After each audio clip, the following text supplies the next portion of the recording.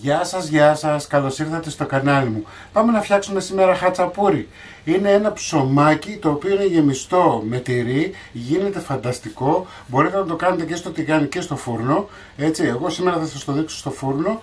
Μην ξεχνάτε να κάνετε κοινοποίηση στα βίντεό μου, να κάνετε γραφούλα στο κανάλι μου. Οτιδήποτε χρειάζεστε μπορείτε να έρθετε στην ομάδα μας, μαγειρικές απολαύσεις στο Facebook.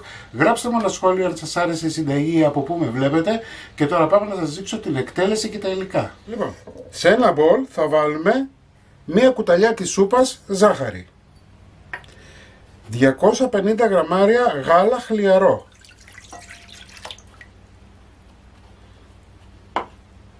Ένα φακελάκι ξερή μαγιά.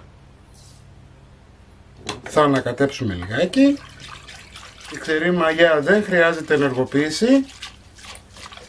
Και πάμε τώρα να βάλουμε αλεύρι. Αλεύρι για όλες τις χρήσεις.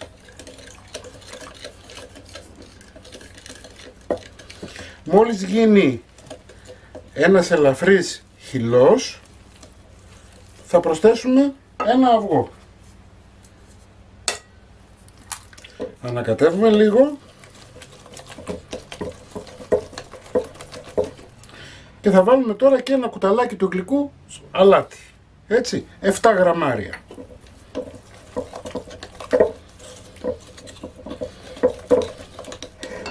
Ωραία. Θα βάλουμε λίγο ελαιόλαδο στα χέρια μας. Θα χρειαστούμε περίπου 30 γραμμάρια ελαιόλαδο.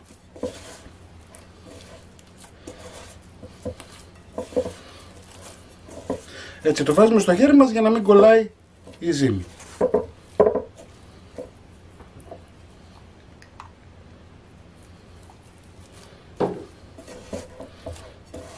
Το αλεύρι που έβαλα είναι 420 γραμμάρια. Εντάξει, 420-430 θα το δείτε να έχετε μία ζύμη η οποία να μην κολλάει πολύ στα χέρια σας. Ωραία. Λοιπόν, καθαρίζουμε λιγάκι, το δουλεύουμε. Θα σκεπάσουμε με μία πετσετούλα και θα το αφήσουμε να ξεκουραστεί για μισή ωρίτσα. 30 λεπτά μετά έχει φουσκώσει, έτσι. Θα βάλουμε λίγο αλεύρι στον πάγκο μας. Κοιτάξτε, ένας αφρός. Ξεφουσκώνουμε λίγο. Λοιπόν, θα ζυγίσουμε και θα χωρίσουμε στη μέση.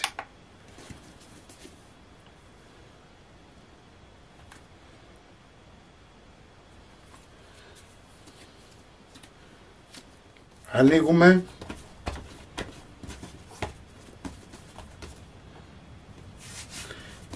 Βάζουμε λίγο αλεύρι.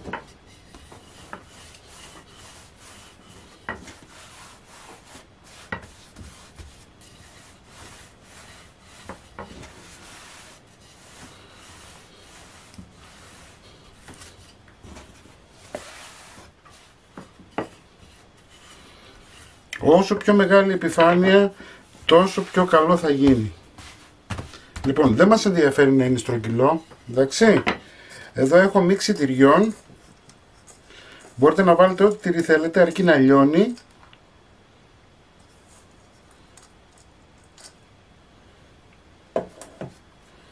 Θα κλείσουμε.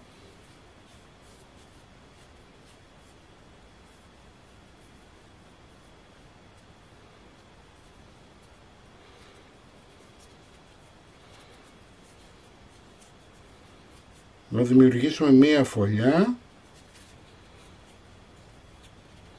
Έτσι, είναι φανταστική η συνταγή.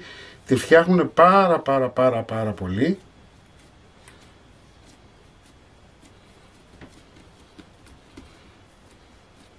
Κλείνουμε καλά εδώ όσο μπορούμε με τσιμπιές. Έτσι. Ωραία. Λίγο αλευράκι στον πάγκο μας.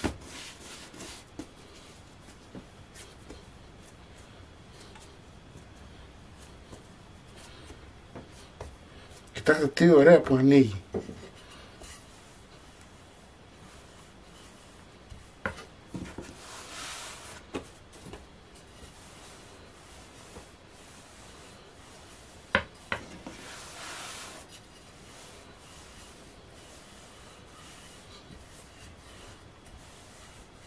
Λοιπόν, είμαστε έτοιμοι. Τόσο απλά. Θα πάρουμε και θα το βάλουμε σε ένα ταψί. Θα το αφήσουμε να ξεκουραστεί, να φουσκώσει λιγάκι. Μέχρι να φουσκώσει θα πάρουμε το άλλο. Κοιτάξτε τι ωραία ζύμη. Βλέπετε.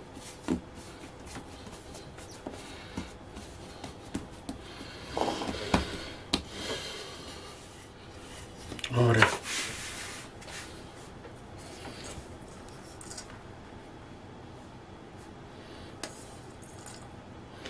Εγώ έχω επιλέξει να βάλω τυρί για τόστ, έτσι. Έχω βάλει λίγη παρμεζάνα για να είναι πιο νόστιμη, και έχω βάλει και λίγο ρεγκάτο. Έτσι, επειδή είναι αλμυρό, θα του δώσει ωραία γεύση. Λίγο αλεύρι και από πάνω. Βλέπετε, αν έχετε υπομονή μπορείτε να το κάνετε και με το χέρι, αλλά δεν υπάρχει λόγος τώρα να κάθεστε να παιδεύεστε.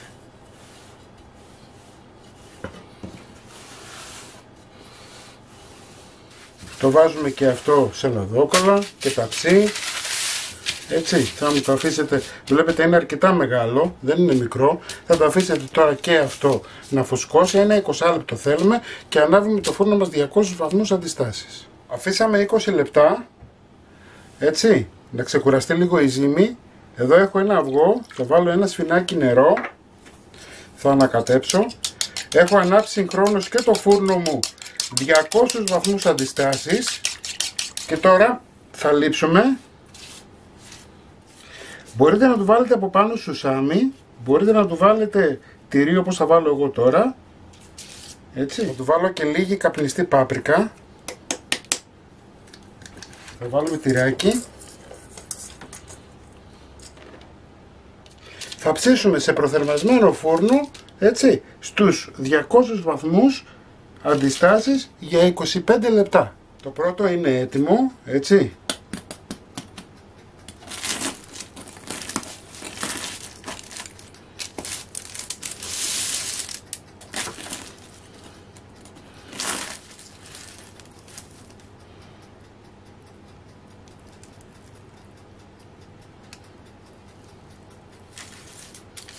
Να το φτιάξετε όλοι και όλες, είναι πεντανόστιμο, πιστέψτε με. Μην ξεχνάτε να κάνετε κοινοποιήσεις στα βίντεο μου, να κάνετε γραφούλα στο κανάλι μου. Οτιδήποτε χρειάζεστε μπορείτε να έρθετε στην ομάδα μας, μαγειρικές απολαύσεις στο Facebook, και εμείς θα τα ξαναπούμε πάλι με ένα επόμενο βίντεο. Γεια και χαρά σας!